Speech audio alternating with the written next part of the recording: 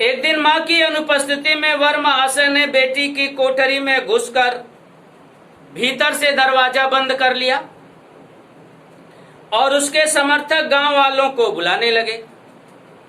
युवती ने जब इस डकैत वर की मरम्मत कर कुंडी खोली तब पंच बेचारे समस्या में पड़ गए। तीतरबाज युवक कहता था कि वह निमंत्रण पाकर भीतर गया और युवती उसके मुख पर अपनी 5 उंगलियों के उभार में इस नियंत्रण के अक्षर पढ़ने का अनुरोध करती थी।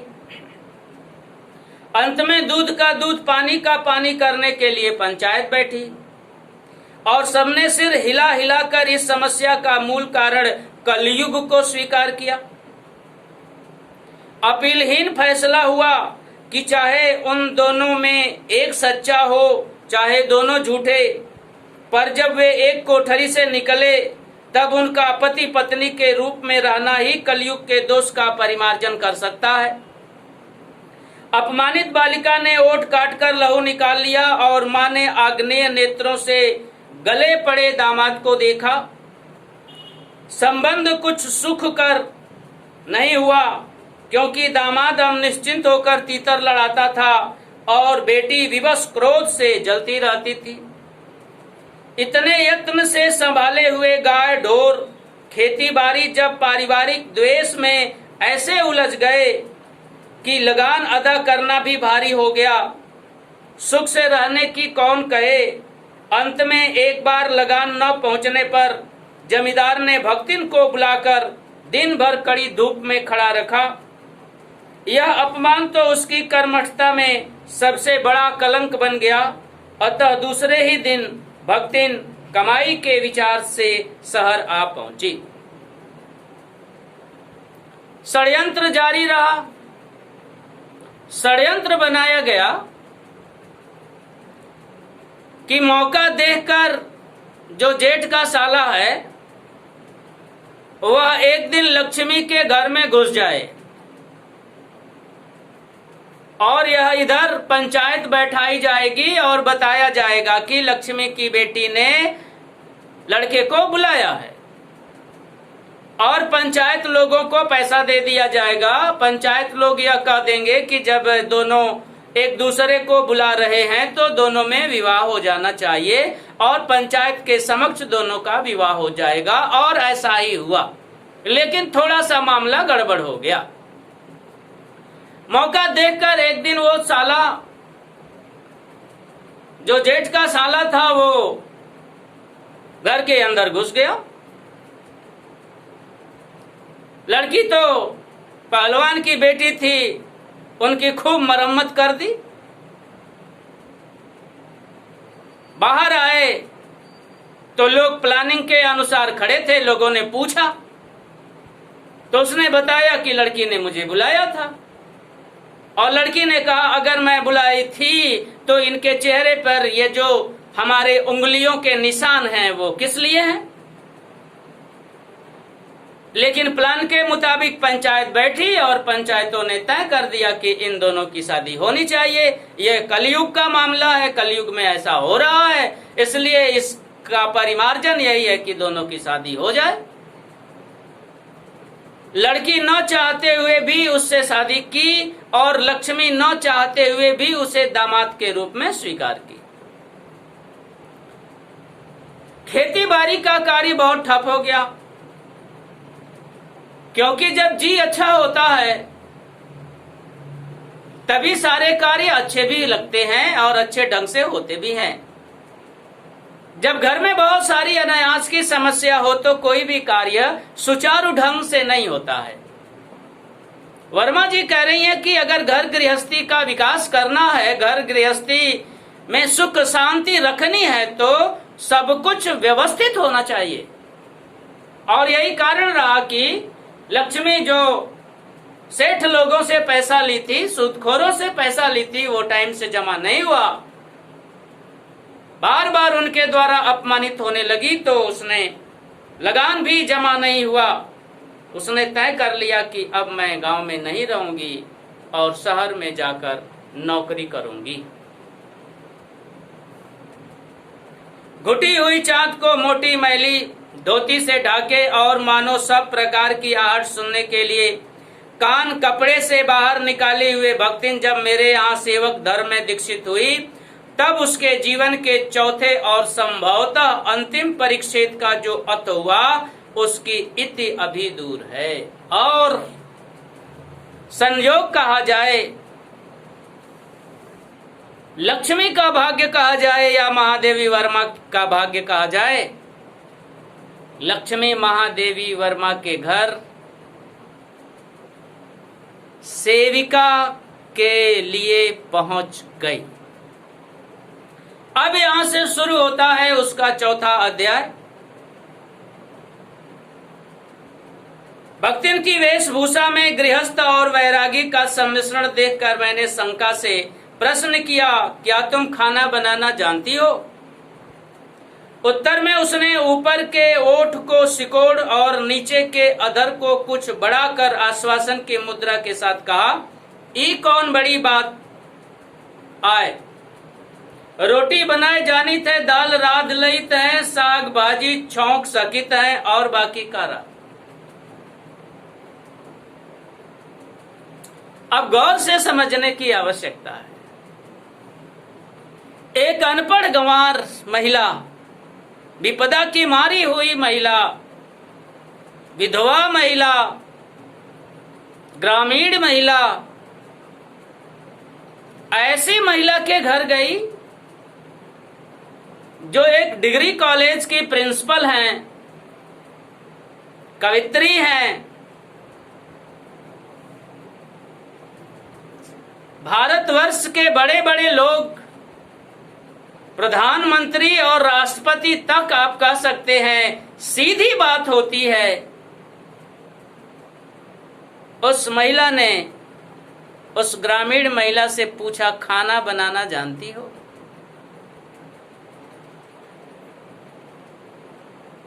वर्मा जी अपने घर में सबसे अच्छा खाना बनाती थी और सबसे अच्छा खाना बनाने के लिए प्रसिद्ध थी। विद्यार्थियों, भोजन का टेस्ट बड़ा अजीब होता है। अच्छा खाना जहां चित्त को प्रसन्न कर देता है, हृदय को गदगद कर देता है, वहीं खराब खाना चित्त की प्रसन्नता को हर लेता है, मन की खुशी को समाप्त कर देता है। लेकिन एक ग्रामीण महिला इतना समझ रही है, रोटी बनाना, दाल बनाना, सब्जी बनाना, इसी को खाना बनाना कहा जाता है। खाना बनाने में और क्या है? उसने कहा, हाँ खाना बनाना जानती हूँ, रोटी बनाना जानती हूँ, दाल बनाना जानती हूँ, सब्जी बनाना जानती हूँ, और क्या चाहिए? दूसरे दिन तड़के ही सिर पर कई लोटे औंधाकर उसने मेरी धुली धोती जल के छींटों से पवित्र कर पानी और पूर्व के अंधकार और मेरी दीवार से फूटते हुए सूर्य और पीपल का 2 लोटे जल से अभिनंदन किया। 2 मिनट नाक दबाकर तप करने के उपरांत जब वह कोयले की मोटी रेखा से अपने साम्राज्य की सीमा निश्चित कर चौके में प्रतिष्ठित हुई, तब मैंने समझ लिया कि इस सेवक के साथ टेढ़ी खीर है। अपने भोजन के संबंध में नितांत वीतराग होने पर भी मैं पाक विद्या के लिए परिवार में प्रख्यात हूं और कोई भी पाक कुशल दूसरे के काम में नुक्ताचीनी बिना किए रह नहीं सकता। पर जब छूत पाक पर प्राण देने वाले व्यक्तियों का बात बात पर भूखा मरना स्मरण हो आया और भक्तिन की शंकाकुल दृष्टि में छुपे हुए निषेध का अनुभव किया, तब कोयले की रेखा मेरे लिए लक्ष्मण के धनुष से खींची हुई रेखा के सामने दुर्लभ हो उठी। निरुपाय अपने कमरे में बिछौने में पड़कर नाक के ऊपर खुली हुई पुस्तक स्थापित कर मैं चौके में पीढ़े पर आसीन अनाधिकारी को भूलने का प्रयास करने लगी। अब भक्तिन खाना बनाने जा रही है। स्नान ध्यान की। महादेवी वर्मा की धुली हुई साड़ी थी, उस पर पानी छिड़का। धुली हुई साड़ी पर लक्ष्मी ने पानी छिड़का। ये गौर कीजिएगा। अक्सर तीर्थ स्थल पर जो लोग गए होंगे वे लोग देखे होंगे कि कुछ लोग नदी के किनारे स्नान करने के बाद जब वस्त्र धारण करते हैं तो उस पर नदी का जल छिड़कते हैं, पावन बनाते हैं, उसे और पवित्र बनाते हैं। इसे आप ढोंग कहें, आडंबर कहें या मन की पवित्रता कहें, लेकिन ढोंग और आडंबर कहने की अपेक्षा, समझने की अपेक्षा मन की पवित्रता समझना अच्छी बात है। धुली हुई साड़ी है, पानी छिड़कने की आवश्यकता नहीं है, लेकिन भक्ति ने पानी छिड़क करके मन को पवित्र बनाने का कार्य किया। घरों में आप लोग देखे होंगे बहुत लोग समय समय पर अपने शरीर पर पानी छिड़कते हैं। ये मन की पवित्रता है, उत्तम कार्य है, सबको करना चाहिए। आडंबर नहीं है ये एक प्रकार की कला है, एक प्रकार का मंत्र है, स्वस्थ जीवन व्यतीत करने का एक उत्तम उपाय है, करना चाहिए। किचन में भक्तिन जा रही है तो एक कोयले से उसने एक रेखा बना दी और वर्मा जी से कहा इधर आने की जरूरत नहीं है। वर्मा जी कह रही है कि मैं अपने घर में सबसे अच्छा खाना बनाती हूं और अच्छा खाना बनाने वाले लोग और अच्छा खाना खाने वाले लोग टीका टिप्पणी जरूर करते हैं। लेकिन जब मैंने देखा कि भक्तिन इतनी तन्मयता से अपना कार्य कर रही है तो मैंने कोई टीका टिप्पणी नहीं की। मैं चुपचाप अपने कमरे में चली आई और भक्तिन के बारे में मैंने सोचना बंद कर दिया।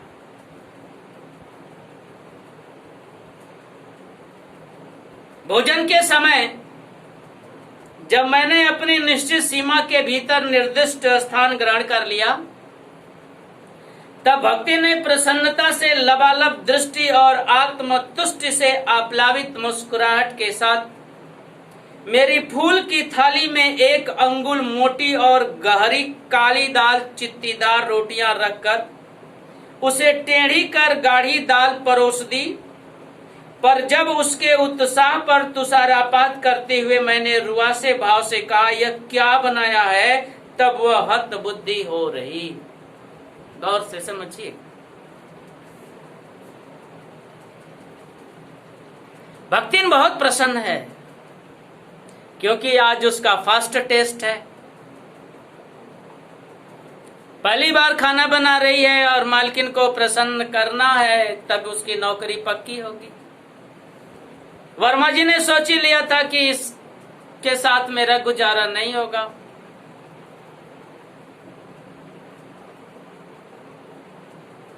अक्सर हर सभी के घरों में ऐसा होता होगा, दाल के लिए अलग कटोरी, सब्जी के लिए अलग कटोरी, सलाद के लिए अलग, रोटी खाने के बाद फिर चावल का आना, या सजा सजाया चावल, उस पर सजा के रखी हुई रोटियां। कभी कभी ऐसा होता है कि एक ही थाली में सब, थाली को थोड़ा सा टेढ़ा कर दिया, उसी में दाल डाल दिया, उसी में सब्जी डाल दिया, उसी में सलाद भी रख दिया, उसी में चावल भी रख दिया, उसी में रोटी भी रख दिया।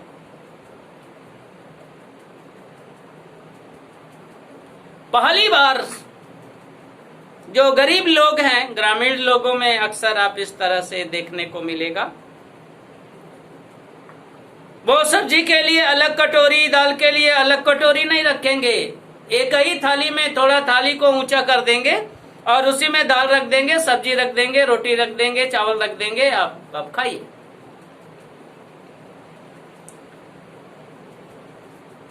भक्तिन ने वर्मा जी के लिए भी ऐसा ही किया। वर्मा जी तो सोच रहे हैं खूब अच्छा खाना बना के लाएगी और खाएंगे।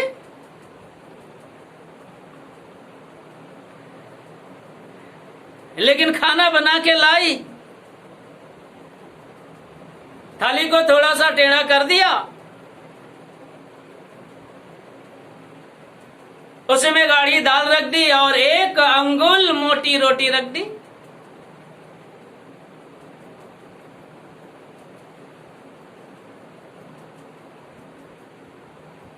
जली हुई रोटी, सब्जी लापता। बहुत लोग हैं जो बिना सब्जी के खाना खाते ही नहीं है। विद्यार्थियों, वर्मा जी कह रही हैं खाना जैसा मिले खुशी से खा लेना, क्योंकि भोजन अमृत होता है। उसके प्रति निगेटिव सोच मत रखना, पॉजिटिव सोच रखना। लक्ष्मी को तो लगा कि बड़ा खुश हो जाएंगी महादेवी वर्मा, लेकिन जब महादेवी वर्मा रुआसी होकर बोली ये क्या बनाया है, तो लक्ष्मी को शौक लगा, थोड़ी दुखी हुई कि मेरा खाना अच्छा नहीं है।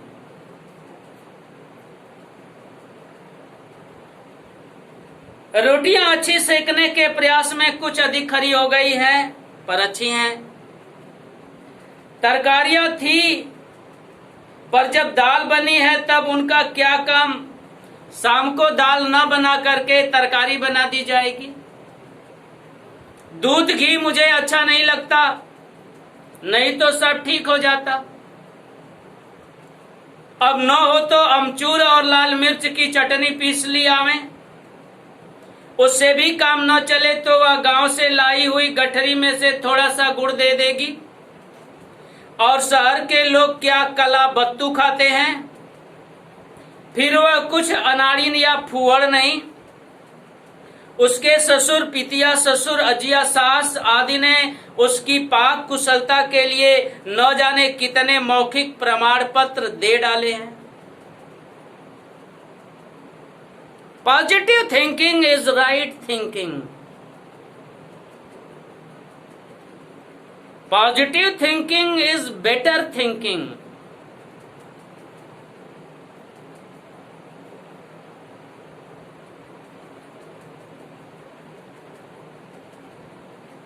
हर कोण पर, हर बिंदु पर, हर समय में आदमी अगर पॉजिटिव सोचता है तो रियली वो डेवलप करेगा, और पॉजिटिव जहां जहां नहीं सोचेगा रियली वो वहां वहां डाउन होगा, वहां वहां कमजोर होगा। भक्ति समझा रही है कि अच्छी तरह से रोटियां सेकने में जल गई। सोचो कितनी बड़ी बात भक्तिन कह रही है, अच्छी तरह से रोटियां सेकने में जल गई। जनरल लोग समझेंगे कि कैसे बना रही है कि रोटियां जला दी, लेकिन पॉजिटिव थिंकिंग वाले लोग सोचेंगे कि अच्छी तरह से रोटी बनाने में रोटियां जल ही जाती हैं, और सब्जी नहीं बनाई इसलिए कि दाल बना है। ग्रामीण में दाल बनेगी तो सब्जी नहीं, सब्जी बनेगी तो दाल नहीं। लक्ष्मी कह रही है कि मैंने सब्जी इसलिए नहीं बनाया कि दाल बनी है, शाम को दाल नहीं बनेगी, सब्जी बन जाएगी। बहुत लोग लक्ष्मी को डांट देते कि दाल है तो सब्जी भी चाहिए, लेकिन महादेवी वर्मा डांट नहीं रही हैं, उसकी सूझबूझ की सराहना कर रही हैं कि देखिए ये कितना बेटर सोच रही है कि दाल है तो सब्जी नहीं और सब्जी है तो दाल नहीं। ये तो हमारे भलाई की बात सोच रही है। और उसने कहा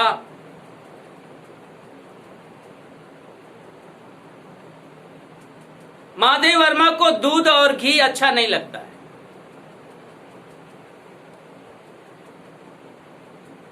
कहा अगर सब्जी नहीं है तो अचार ले लीजिए, चटनी मैं बना दे रही हूं, मैं घर से गुड़ लाई हूं, गुड़ ले लीजिए। मेरे घर के लोग तो मेरे खाने की बड़ी तारीफ करते थे। आदि आदि बातें कहकर लक्ष्मी महादेवी वर्मा को प्रसन्न करने का प्रयास कर रही हैं। यही प्रसन्नता भरी बातें महादेवी वर्मा के मन को भा रही हैं और लक्ष्मी के प्रति महादेवी वर्मा पॉजिटिव सोच रही हैं। पैरा के माध्यम से वर्मा जी यह समझाने की कोशिश कर रही है कि देखो, नौकर के प्रति बहुत सावधान और सतर्क रहने की आवश्यकता है।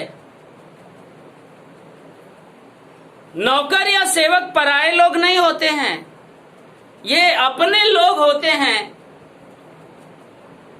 और गलतियां सभी से होती हैं, बड़े बड़े लोगों से भी होती हैं और छोटे छोटे लोगों से भी होती हैं। इसलिए जिस तरह से तुम अपनी गलतियां बर्दाश्त कर लेते हो, उसी तरह से छोटे लोगों के द्वारा भी कभी गलती हो जाए तो क्षमा कर देना, बर्दाश्त कर लेना। और महादेवी वर्मा भक्तिन के द्वारा किए गए समस्त गलत कार्य को उसकी अज्ञानता समझकर, उसकी समझदारी समझकर, उसका सहयोग करते हुए हमेशा क्षमा की, उसे आदर और सम्मान देने का प्रयत्न की। इसी के साथ आज का क्लास पूर्ण होता है। आप सभी प्रसन्न रहें, स्वस्थ रहें। इसी के साथ बहुत बहुत आप सभी लोगों को धन्यवाद।